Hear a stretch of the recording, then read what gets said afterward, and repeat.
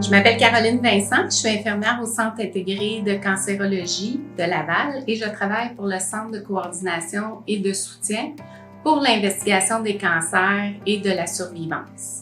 Pendant plusieurs années, j'ai aussi fait partie de la grande famille du 300 km pour la vie et je peux maintenant voir à quel point les patients peuvent bénéficier des fonds amassés par cet événement et ce de différentes façons.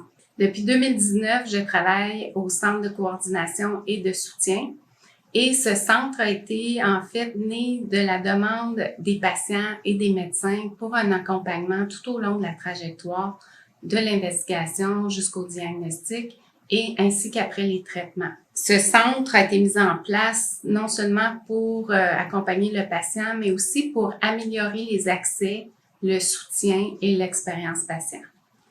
Parmi les objectifs ciblés, diminuer le temps d'investigation en deçà de 28 jours, tout en augmentant l'accessibilité au plateau technique, ainsi que de s'assurer que le patient reçoive son premier traitement à l'intérieur de 56 jours, était la priorité du Centre de coordination et de soutien. Nous veillons aussi au soutien des médecins de famille et des médecins spécialistes dans la prise en charge de leur clientèle en standardisant les processus d'investigation et de suivi et aussi en créant un guichet d'accès dédié aux activités de coordination, d'investigation et de suivi. Le CCS est là aussi pour s'assurer du suivi des symptômes des patients et du soutien de sa clientèle et de leurs proches.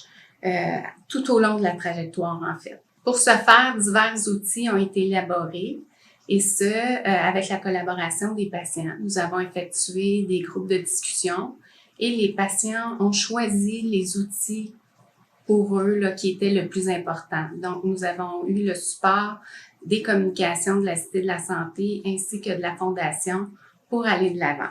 Le prochain objectif du CCS sera de continuer de travailler sur le programme de survivance. Il faut savoir que les patients qui ont terminé leur traitement se retrouvent souvent avec des effets secondaires physiques ou psychosociaux qui peuvent être graves et qui peuvent être permanents.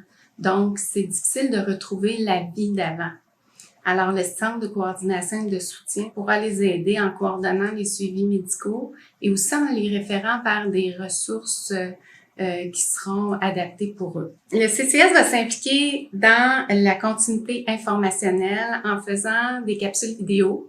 Ces capsules vidéo, les thèmes ont été choisis par les patients. Nous allons aussi avoir une liste de références fiables qui pourront être utilisées par les patients.